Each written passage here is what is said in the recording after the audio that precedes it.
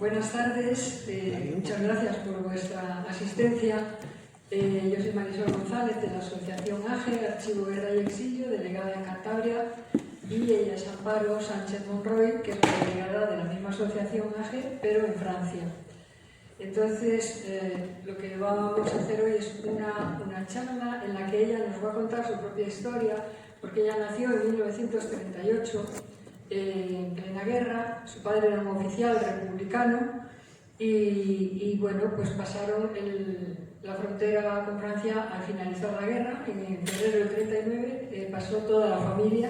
Ella tan solo tenía un año, o sea que era un bebé que pasó en brazos de su madre, y fueron todos a parar al campo de Argelès-sur-Mer.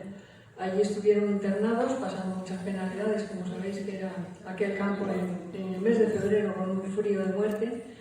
Y bueno, pues ella es lo que nos va a contar, su propia historia vivida en primera persona. Gracias, Marisol. Era febrero, triste febrero, clavado indeleble en la memoria dolorosa de los miles y miles de españoles derrotados que, perseguidos por la aviación fascista que nos vino ametrallando hasta las puertas mismas de Francia, se apresuraban camino de los Pirineos en busca de asilo. Fue ayer. Un viento huracanado bajaba del Canigou cargado de nieve, azotando sin compasión los cuerpos encorvados que iban avanzando penosamente por duros caminos de exilio. Pras de Molló, la Tour de Carol, Cerbère, Le Perthus, hasta alcanzar la frontera francesa. La caída de Barcelona en el 29 de enero de 1939 provocó el más colosal éxodo jamás conocido en tierra hispana. 500.000 personas, 500.000 seres desamparados que lo han perdido todo, civiles y militares, hombres y mujeres, jóvenes y ancianos, heridos, muchos, con bastones de mala fortuna sirviendo de muleta para sujetar cuerpos deshechos, con heridas abiertas, cubiertas con vendajes y trapos sucios por donde fluye la sangre. Y niños también, algunos muy niños, casi bebés. Yo tenía entonces 11 meses. Triste caravana de seres abatidos, destrozados, con el alma muerta y los pies ensangrentados sobre la tierra fría y las piedras de los caminos. Venían caminando desde días y días bajo la lluvia helada de febrero que cala los huesos doloridos y bajo el fuego de la metralla asesina que caía del cielo. Algunos llegaban desde muy lejos, desde Extremadura y Andalucía, desde esas tierras del sur que fueron tan cruelmente castigadas por militares sublevados y tropas mercenarias, moros y senegaleses, cuyo nombre siembra espanto y terror en la población civil. Llegaban de todos los pueblos blancos perdidos en la serranía, venían de Ronda, de Antequera, de Estepona, huyendo ante el avance de las tropas facciosas. Y siguen huyendo desde Málaga cuando las tropas del siniestro Queipo de Llano están a punto de tomar la ciudad. Desde Málaga a Almería en una desordenada y terrible marcha conocida hoy como la desbandada a lo largo de la carretera 340 que bordea el Mediterráneo. Se calcula que fueron más de 260.000 personas las que emprendieron esa caótica y desesperada huida y que más o menos 5.000 de ellas perdieron la vida bajo los bombardeos criminales que por tierra, mar y aire caían sin discontinuar sobre las columnas de civiles indefensos.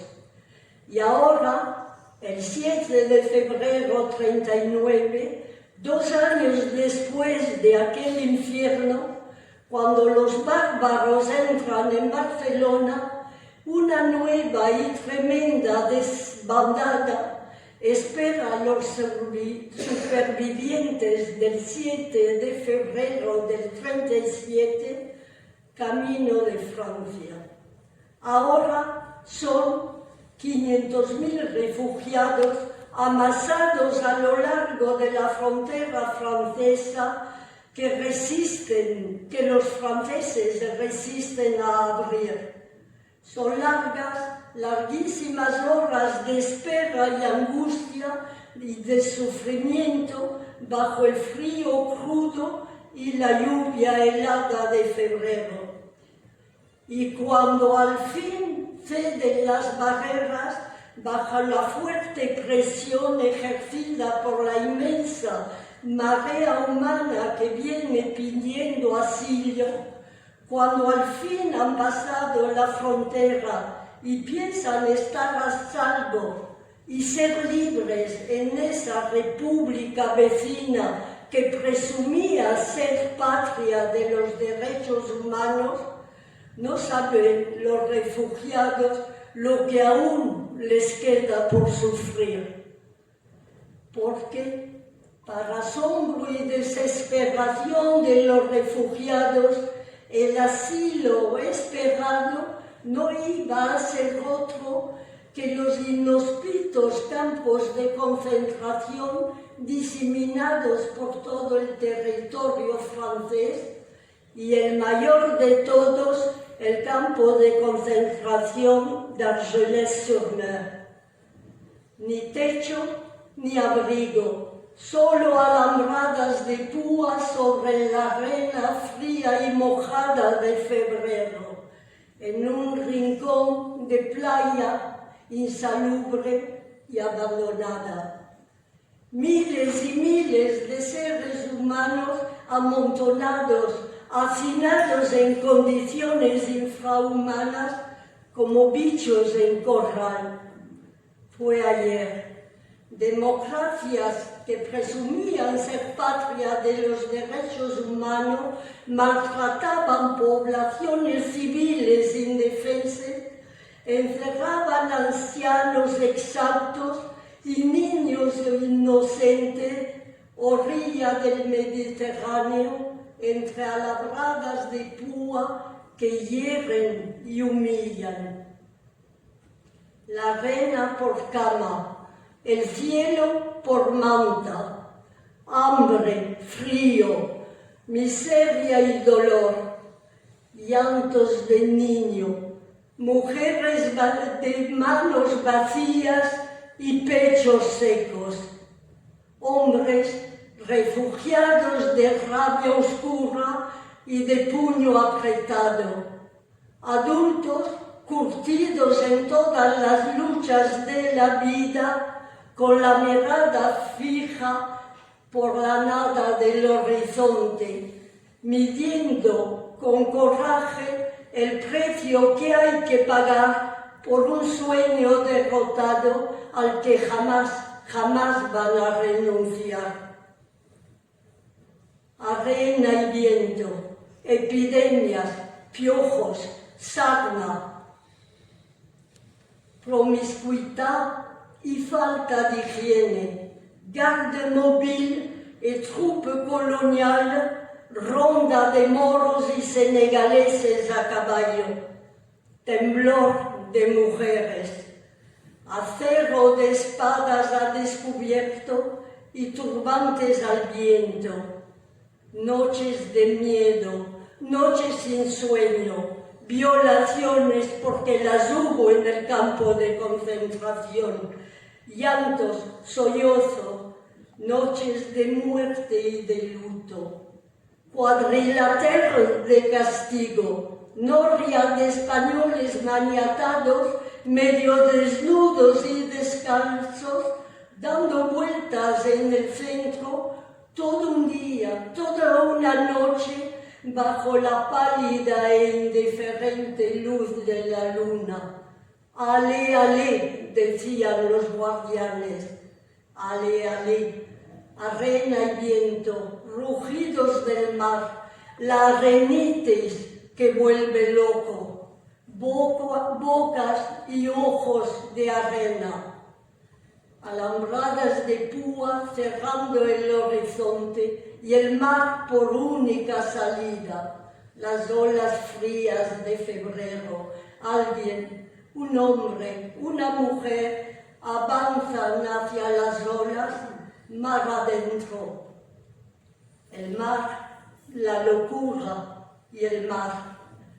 El campo de concentración de Argelés fue el cementerio de las últimas ilusiones y su nombre queda para siempre espina dolorosa clavada en la memoria republicana como en las tiernas carnes de todos los niños del exilio. En el campo de concentración de Argelès-sur-Mer, los niños españoles aprendimos a descubrir el mundo en su faz más terrible e inhumana, sufriendo, igual que los adultos, el hambre, el frío, el maltrato y todas las miserias de los campos franceses, así como el peso de todas las humillaciones y sufrimientos que fueron impuestos a nuestros padres. ¿Quién medirá jamás el trauma de los niños sin infancia, de los niños de las guerras y de los éxodos? Unos 335.000 niños españoles, hijos de republicanos, salieron de España en 37 y 39 por causas de guerra, arrastrados al dantesco exilio que iba a cambiar sus vidas en el más cruel e injusto de los destinos. 35.000 niños inocentes y yo con ellos, brizna de paja en la historia atormentada del siglo XX. 35.000 vidas cortadas, arrancadas brutalmente de sus raíces, seres pequeños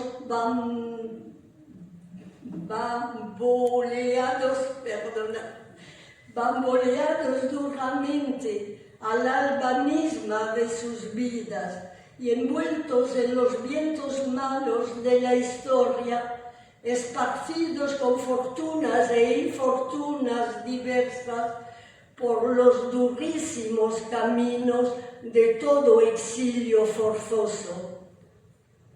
Fueron tiempos sombríos de guerra, muerte, exilio y campos de concentración. Fue ayer, pero es hoy también. Poblaciones desplazadas, destrucciones, campos de concentración y miseria humana por todo el planeta. En Gaza, en Palestina, en Líbano, en Irán, en África, en Ucrania, en todos los traumas de hoy, están los dramas para mañana. 78 niños murieron de frío y hambre y por falta de cuidado médico en los primeros días de nuestro encierro en el campo de concentración de Argelès. ¿Cuántos cuerpecitos inocentes yacen aún hoy en día bajo las arenas malditas de esa playa de invierno? ¿Quién para decirlo?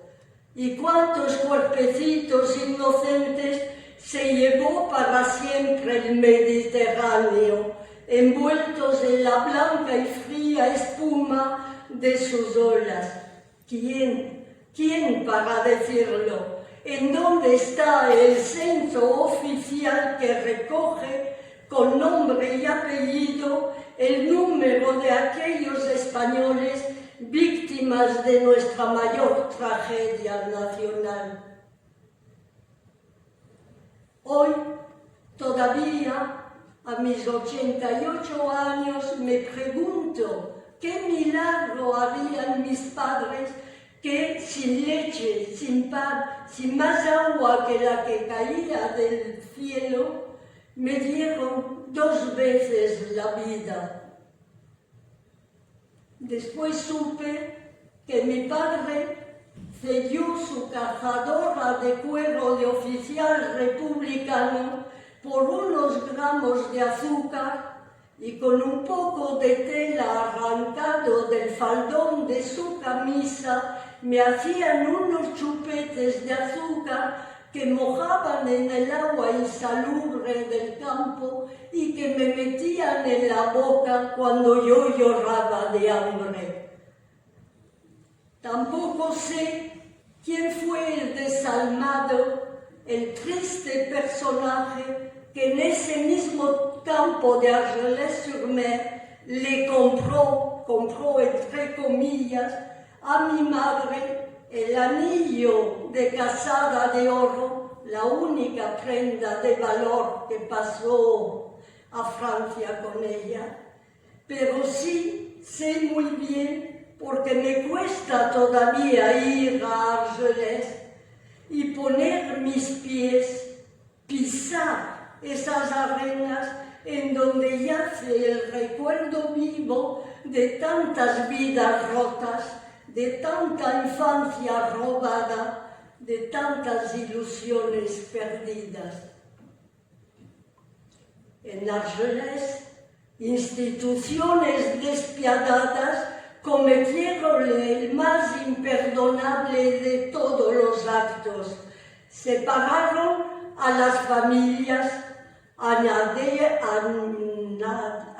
añadiendo, si cabe, más dolor al dolor. Para los niños que, a pesar de los pesares, habíamos tenido la suerte de cruzar la frontera con padre y madre, ese desgarro cruel fue un trauma más en nuestras cortas y ya castigadas vidas. Mujeres y niños fuimos sacados del campo de concentración en camiones entoldados a los que nos hicieron subir por la fuerza de manera brutal, sin miramiento ninguno. Yo iba en brazos de mi madre y con mi abuela, que viendo cómo se llevaban a su hija, se enganchó a sus faldas y la subieron también a ese camión. Cuando pienso en el terrible trauma que significa esa saga y ese viaje sin visibilidad impuesto a mujeres y niños, encerrados en camión entoldados y llevados a la fuerza hacia un destino desconocido. Nadie ni nada podrá jamás borrar semejante crueldad. ¿En dónde encontrar las palabras capaces de expresar el sufrir de esas madres? Se las habían llevado del campo de concentración sin ni siquiera dejarles el tiempo de despedirse de sus seres queridos, si los tenían, sin darle un beso al marido, al padre, al hijo. ¿A dónde las iban a llevar? Ni lo sabían porque nadie se molestó en decírselo.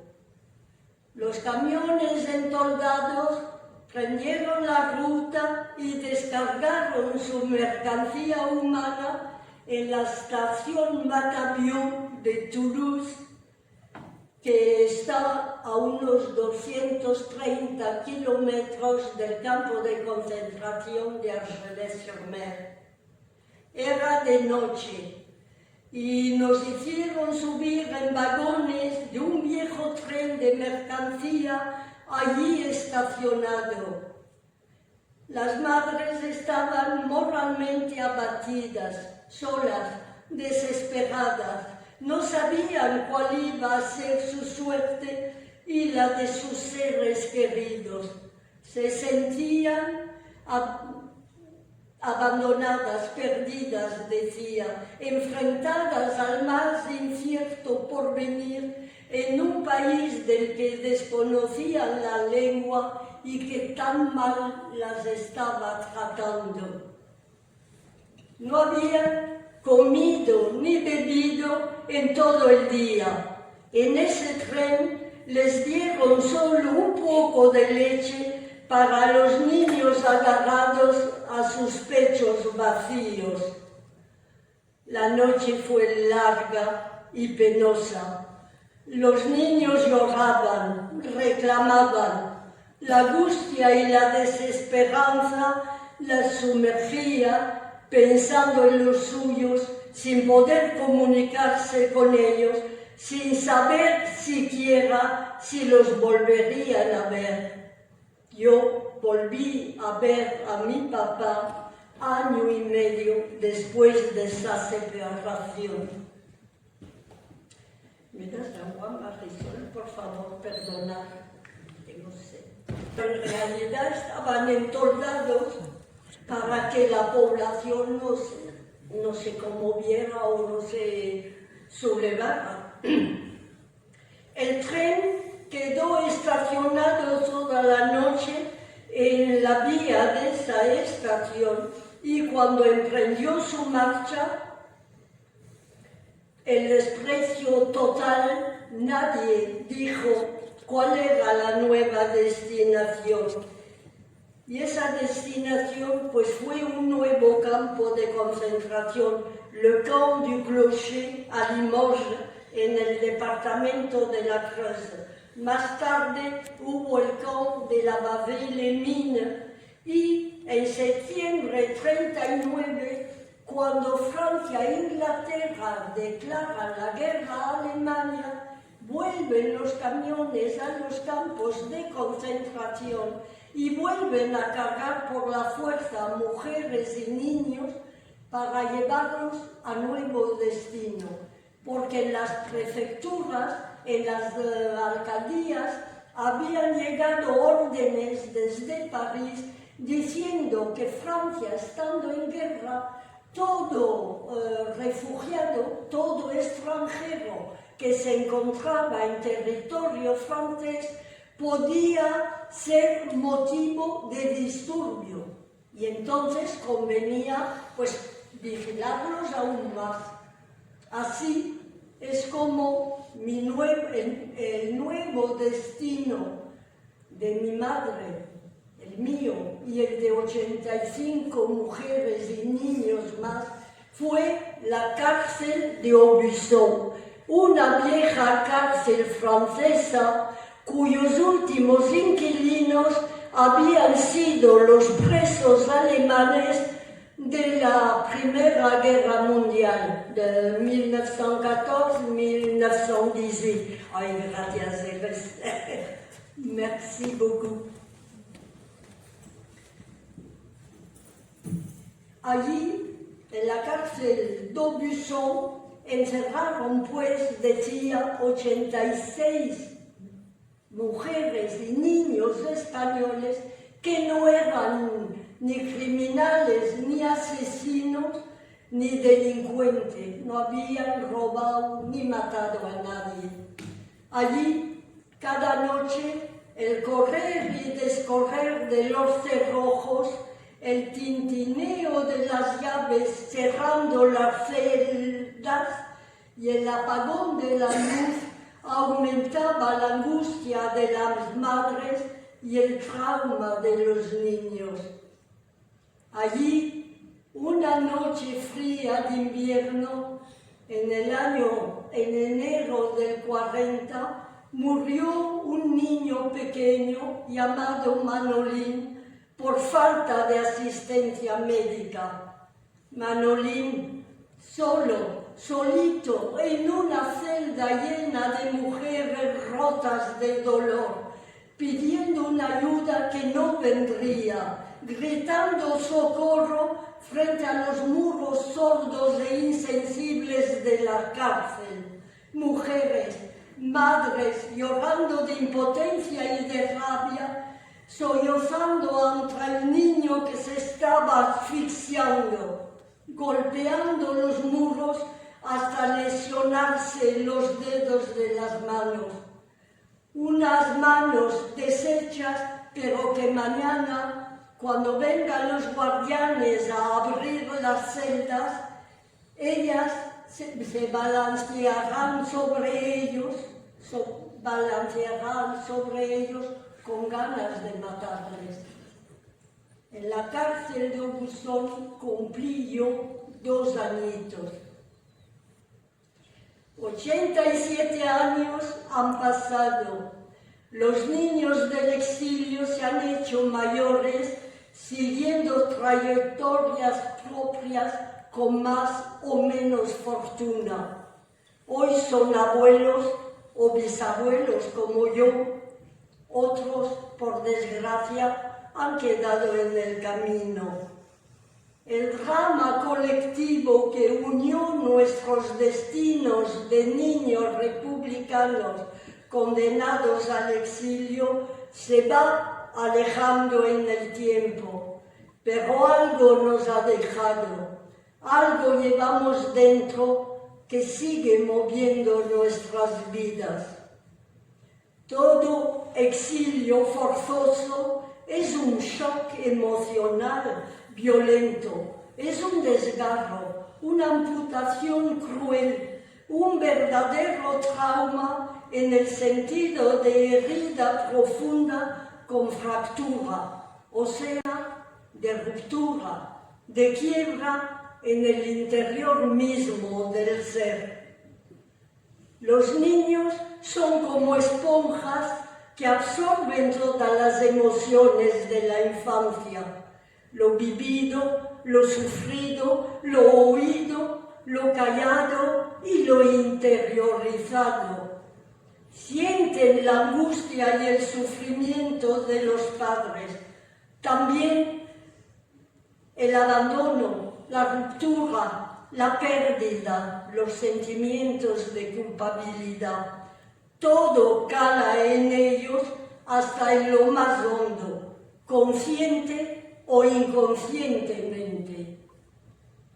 Mis primeros recuerdos conscientes remontan a la Segunda Guerra Mundial y tienen por fecha el año 1944. Yo acababa entonces de cumplir 6 años. Y ese recuerdo vuelve preciso y claro a mí con tan solo evocarlo. Desde la campiña en donde estábamos escondidos, vi como los alemanes fusilaban a 2 hombres y a una mujer en el cruce de la carretera. Recuerdo mis llantos desesperados, porque yo sabía que en ese camión iba mi padre preso como rehén de los alemanes. Nada es casual. No. Los traumas de la infancia dejan secuelas difíciles de superar. En la memoria llevo el hambre, el frío del campo de concentración de Argelés, el crujir de los cerrojos en la cárcel de Aubusson y la inconmensurable miseria humana de los éxodos y exilios forzosos. Y vivo con una pena profunda las imágenes insostenibles que difunden nuestras pantallas, triste espejo de nuestro ayer y de viejas heridas aún por cicatrizar. Hoy, de nuevo, hoy como ayer, la extrema derecha viene pisando fuerte, y no solo aquí en España, sino también en Francia, en Europa entera y en este mundo nuestro que parece que se haya vuelto loco. Y la actualidad nos trae a la memoria esa advertencia de Bertolt Brecht, dándole toda la razón. Aún es fecundo el vientre de donde surgió la bestia humana. La amenaza es real. La bestia humana se agita y gruñe mientras sus aduladores siembran miedo en las poblaciones. Hoy, sin dejar de exigir verdad, justicia y reparación, la memoria democrática queda en un segundo plano frente a la urgencia democrática a la que estamos confrontados, la misma o muy parecida a la que hicieron frente ayer nuestros padres. Pero nosotros tenemos en nuestras manos el más valioso de los legados, la memoria siempre viva de la epopeya escrita con valor y dignidad por los republicanos españoles que fueron precursores de la lucha antifascista en Europa. Y esa memoria nos dice que el coraje existe y que resistir es posible. Ellos lo hicieron. Y a la luz de su ejemplo, simplemente con la misma firmeza y dignidad, sabremos en qué lugar situarnos ante el resurgir de la bestia humana que nos amenaza. Gracias por vuestra atención.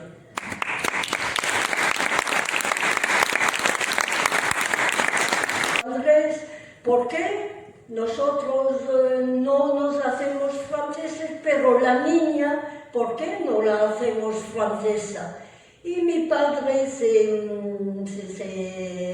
quedó que no, que si mañana, cuando yo hubiese conocido mi tierra, cuando yo conociera España, si entonces yo decidiera de hacerme francesa, él no se opondría, pero él quería a toda costa que yo conociera esa tierra que él tanto añoraba. Yo creo que a través de mí realizaba un viaje que él no podía realizar, porque estaba condenado a muerte por rebelión militar. Mi padre era oficial de la República, un gobierno legalmente instaurado, y si había un rebelde, me parece que no estaba en ese campo, estaba en los que dieron el golpe de Estado. Pero vaya, pues total, que me manda a Toledo, que fue un error también, aunque 18 años, bueno, 17 habían pasado desde la guerra, pues fue un error mandarme a Toledo. Para los que conocéis esa ciudad, sabéis que no es muy grande, que el Tajo la rodea, haciendo de ella casi como una isla, y que todo eso está dominado por la academia militar, por los conventos, por la catedral, por un montón de... Bueno, Toledo es una capital muy conservadora. Pero en Toledo vivía un hermano de mi padre que no tenía hijos y que podía hacerse cargo económicamente de mí. Pero también hay que decir que ese tío, Isidro, había hecho 5 años en el penal de Burgos durante la represión de la inmediata guerra. Entonces, un error más. Y llevaba una semana escasa en Toledo. Recuerdo, mis tíos me habían llevado a ver una zarzuela, que yo no sabía entonces que era una zarzuela, y salíamos del espectáculo cuando 3 hombres con gabardina y sombrero se acercaron, me metieron la mano a la espalda y me dijeron: tú con nosotros. Mi tío se acercó y le pegaron un empujón tremendo y le dijeron: tú quieto. Y yo tuve que seguir esos 3 hombres hasta Gobernación. Los que conocéis Toledo está en la misma plaza Zocodover, y allí pasé toda la noche en interrogatorio con esa gente amable que hoy, mirándolo con el tiempo que ha pasado y sabiendo todo lo que se sabe, finalmente considero que de alguna manera tuve suerte, porque a mí me hicieron subir escaleras y no bajarlas como la hicieron a un amigo mío de Toledo que era maestro. Él las bajó y salió mucho más mal parado que yo cuando me soltaron finalmente a mitad de la mañana. Pero me soltaron como quitándome todos los papeles, la documentación, es decir, me dejaron y claro, nada de inscripción en la universidad como era mi intención, porque me dijeron claro que allí no se admitían rojos. Yo recuerdo que salí con 1 año, es decir, que la etiqueta de rojos la llevábamos ya desde la cuna, es decir, que al nacer ya llevábamos eso pegado como una infamia, como una enfermedad vergonzosa. Y con eso hemos tenido que vivir. Y después con lo que nos decían los franceses: español de merde, español de mierda, que vienes a comerte el pan de los franceses. Y que África empieza en los Pirineos, es decir, envolviéndonos en el mismo desprecio en que ellos tenían a los africanos, a los moros. Bueno, y volviendo a Toledo, además de quitarme la documentación, me obligaron a hacer lo que llamaban el servicio social de la mujer. 6 meses de endoctrinamiento puro y duro a las tesis de la Falange. La mujer a disposición del hombre, la mujer cocinera, la mujer bordadora, la mujer a la iglesia, en fin, todas esas cosas que ellos pensaban ser lo normal. Y recuerdo que cuando pasaban lista todas las mañanas, pues había que decir, cuando llegaba tu nombre, tenías que saludar al modo de ellos, cuando a mí mi padre me había aprendido otro saludo, y tenías que extender la mano, hacer el saludo fascista diciendo arriba España. Y yo no podía, lo primero no me salía, era rebelde o ya tenía ideas a 18 años, porque si Francia nos recibió mal, y eso lo quiero puntualizar después, Francia nos ofreció también nuestra mayor fortuna a los niños refugiados, que era la obligación de ir a la escuela laica, pública y obligatoria. De eso después, si queréis, podemos hablar un poco, porque no todo fue malo y miseria en el exilio. También hay que reconocer lo que fue humano. Bueno, pues volviendo a cuando pasaban filas, pues si yo no respondía, sí, soy yo o estoy aquí, pues entonces se me ponía el curra por un lado, curras de la época en sotana y con el cuello rígido así que los hacía tenerse muy tiesos, y las señoritas de falange a un lado, el curra al otro. Arriba España, arriba España. Y entonces, si no cumplías, te ponían una falta, y por cada falta que te ponían en el carnet, que creo que he traído una foto de mi carnet de la falange, pues te obligaban a hacer 2 días más, y eso ya eran 6 meses, y yo seguro que pensé que todavía estaría haciendo el servicio social de la mujer si no me doblegaba, y seguro que hice el saludo fascista y que dije lo que querían que dijera. De la misma manera yo no había sido bautizada y me bauticé a los 18 años en Toledo, no por convicción religiosa, yo soy laica totalmente, pero sí por miedo, hay que decirlo, por ponerme a salvo, porque ya había pasado una noche con esos señores y sabía muy bien de qué manera actuaban. Y todo eso, que veis lo que Marisol quería que contase, pues si hay alguna pregunta podemos ensancharlo más.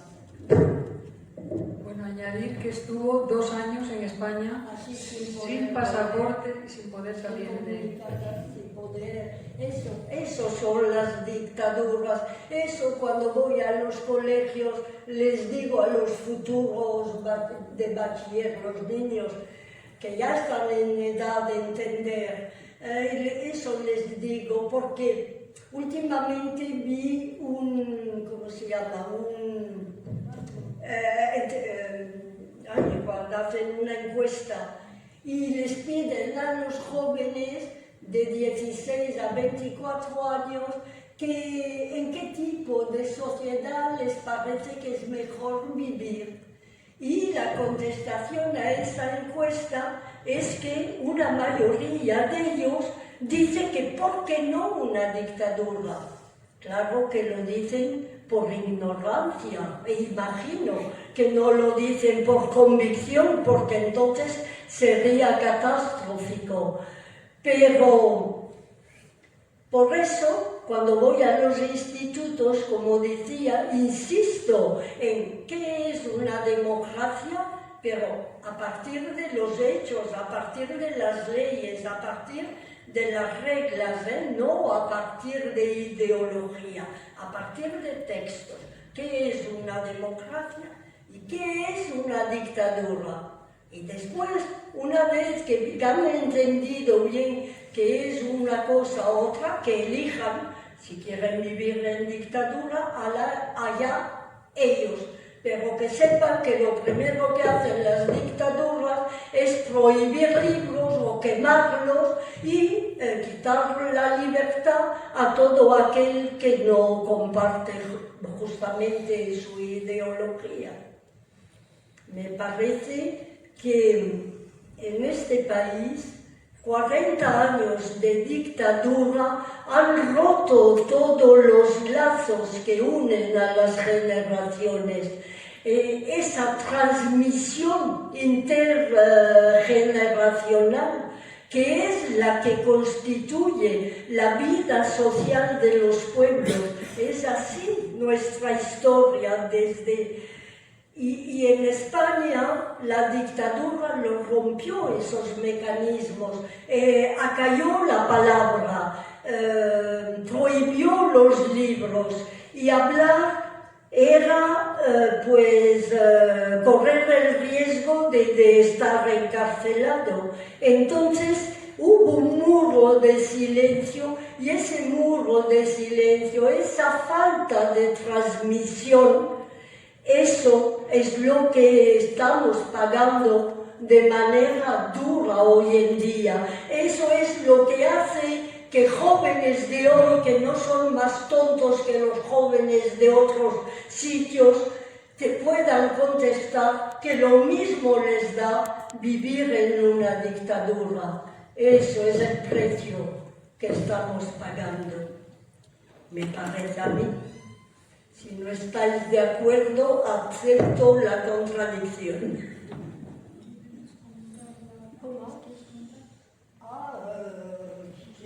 Sí.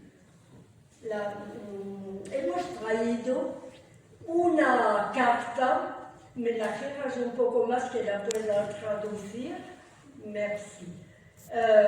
Es una carta, antes decía que Francia nos trató muy mal, trató a nuestros padres como presos de guerra. Además, en los campos de concentración, en febrero del 39 ya se crearon los llamados CTE, Compagnie de Travailleurs Étrangers, compañías de trabajadores extranjeros, para ocupar los refugiados. Pero el enganche a estas compañías en esa fecha no era obligatorio, era únicamente una manera de poder escapar al encierro del campo de concentración, yendo a trabajar para una fábrica o un cultivador de por allí. Pero cuando estalla la Segunda Guerra Mundial, se vienen abajo les CTE y crean les GTE. En vez de compañías, los transforman en groupement de travailleurs étrangers, es decir, agrupación.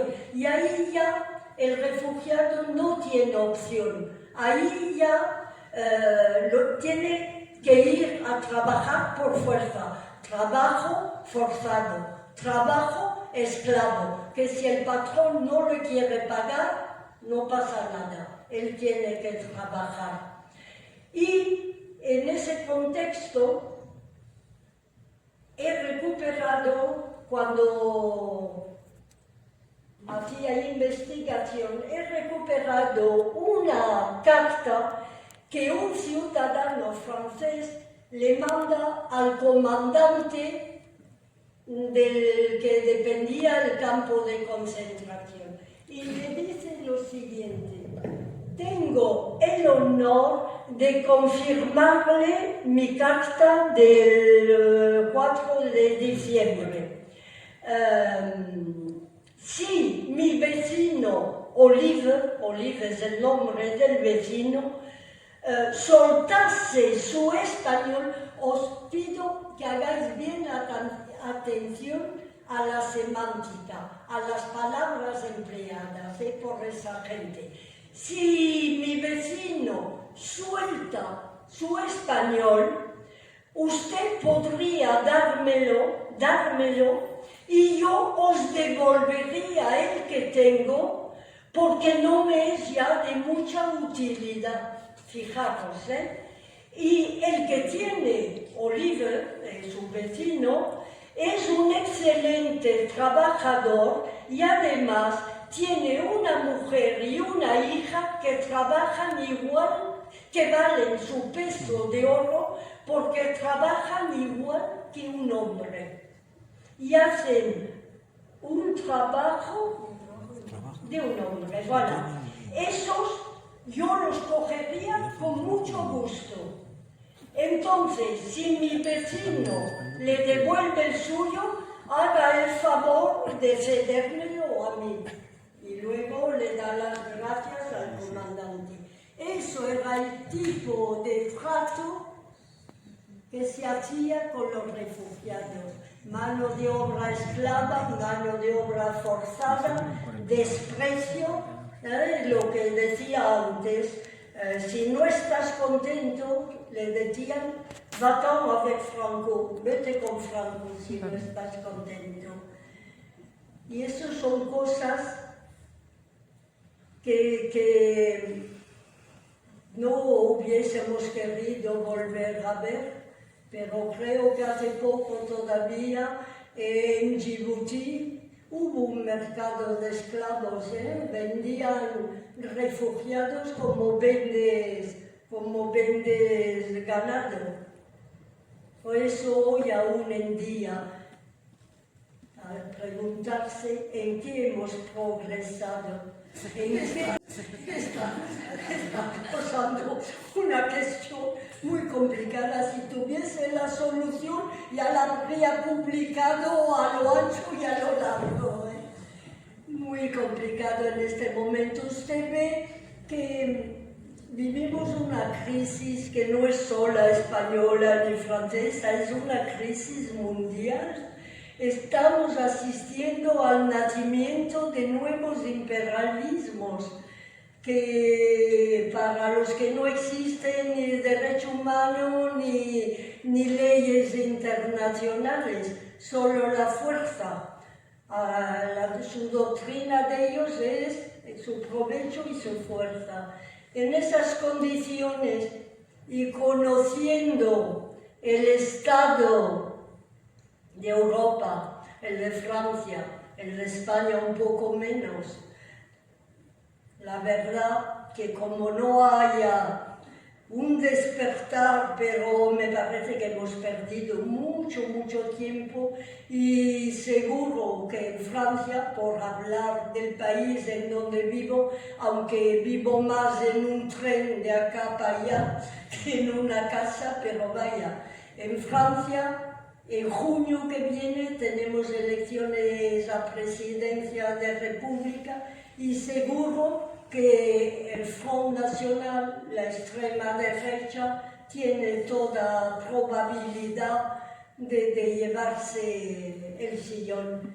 Marine Le Pen quizás no, porque está involucrada en un juicio que no se sabe aún si no la inhabilitarán, pero tiene a su alumno preferido ya listo para tomar el puesto.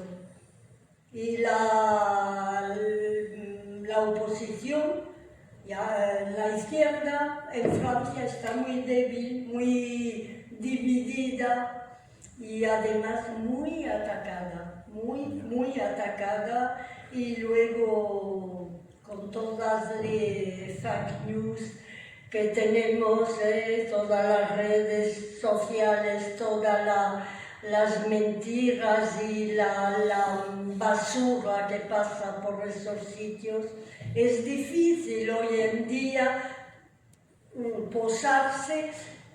No sé, antes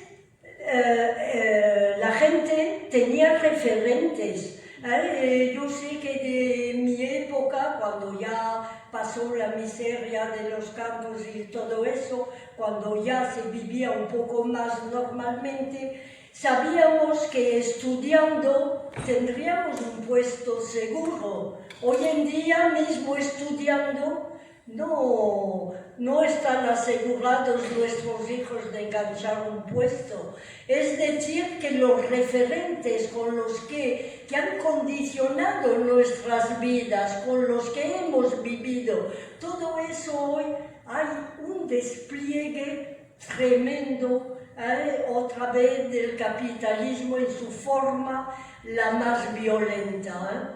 El neoliberalismo ha llegado a su tope, ha topado ya con no puede ir más allá, y entonces hay otro despliegue con ese resurgimiento de imperialismos nuevos. Trump,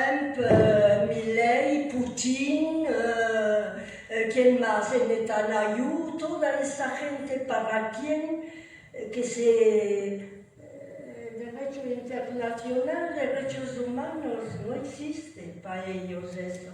Entonces, difícil. En fin, yo personalmente sé cuál es mi sitio en la sociedad y sé de qué lado estaré. Y pienso que cada cual debe hacer su propio examen de conciencia personal y situarse allá donde piensa que debe situarse. Sí, los campos mismos, pero podríamos estar hablando, hay cosas por contar para una semana entera, en los campos de concentración, porque cuando pasamos, Francia era aún la tercera república francesa, pero en septiembre del 39 declaran la guerra y en 40 ya los alemanes van avanzando y en junio ya estamos sobre el régimen de Vichy, llamando, que es un régimen colaboracionista con los alemanes. Y no solo con los alemanes, hay que recordar que Pétain, que era al que le dieron pleno pouvoir, le dieron todos los poderes, pues Pétain conocía a Franco, porque había hecho la guerra del Rif cuando España hizo la guerra de Marruecos. A un momento la hicieron junto con Franco contra las tropas del Krim. Entonces Pétain y Franco eran amigos y lo que pasaba en los campos de concentración es que entraban espías franquistas, falangistas, que venían, hubo raptos. Yo tengo un libro de Eduardo Pons Pradas, no sé si conocéis ese autor, que también fue un exiliado, donde lo describe perfectamente. Dice cómo los falangistas se llevaban a niños y que en España los recristianizaban y para eso los metían en instituciones religiosas a cargo de los religiosos de devolverles el espíritu nacional. Esa era la terminología. Sé que ha habido eso y mucho más, pero... Y por la segunda cosa que has preguntado, eso ya soy incompetente total, no sé. O sea, que nos libraste. Y que puede a lo mejor favorecer una situación de crear redes de apoyo mutuo a través de las cuales se pueda llegar a salir del atolladero, digamos, de mejorar la situación. Me parece que es una buena idea, pero que deberías llevarla a otros lugares donde tuviese más resonancia inmediata. Yo estoy aquí para hablar del exilio, para hablar de hechos de memoria viva, de hechos históricos vividos personalmente, pero entiendo perfectamente lo que quieres decir. Y para ir un poco en el sentido de tu preocupación, yo he conocido gente que pensaba, y entre ellos mi padre, habéis oído hablar de la invasión del Valle de Arán, ¿verdad? De la operación que tuvo lugar en noviembre del 44. Habría que empezar por decir que cuando la Segunda Guerra Mundial se anuncia, desde los campos de concentración los republicanos españoles fueron de los primeros en levantarse para combatir el mismo enemigo al que habían combatido aquí casi durante 3 años.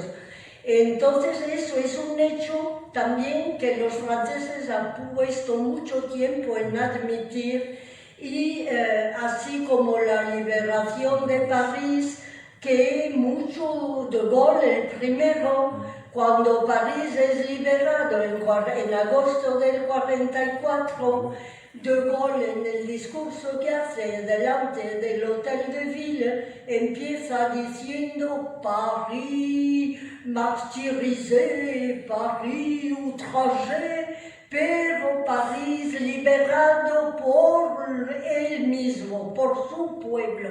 Es decir, que ya ese día la historia es tergiversada. Es decir, que claro, a De Gaulle le convenía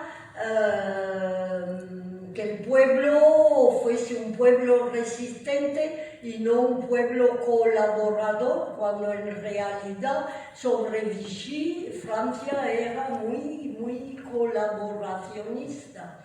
Y entonces, bueno, pero me alejo un poco y olvida en ese momento a todo la MOI, por ejemplo, la mano de obra extranjera, que creó un movimiento de resistencia con todos los antifascistas europeos que se encontraban entonces vagando por el territorio. La MOI, la famosa affiche rouge que llamaban, que es la banda Manoukian, en la que había los 8 fusilados, que entre ellos había un valenciano, justamente un refugiado español, de uno de los que liberaron París. París fue liberado exactamente por refugiados españoles de la Colonne Leclerc, y más exactamente la 9, que entonces la dirigía el capitán Dron y Roy Tanguy, que había sido brigadista internacional durante nuestra guerra. Y la 9 estaba tripulada, que es la que entró primero en París, estaba totalmente con tripulación de refugiados españoles. Ahí ese reconocimiento les fue negado, ¿vale? Y entonces, ¿qué hacen algunos de ellos refugiados que habían estado en todos los maquis franceses? No hay un maquis francés donde no haya habido primero un refugiado español. Y esos refugiados, cuando se libera París y que viene la amnistía, todos tienen armas en las manos. Entonces, los comunistas principalmente idean esa famosa operación del Valle de Arán como una manera de obligar a las tropas aliadas a perseguir la batalla hasta quitar Franco de su puesto. Esa era la intención de Monzón, según los estudios que yo tengo hechos.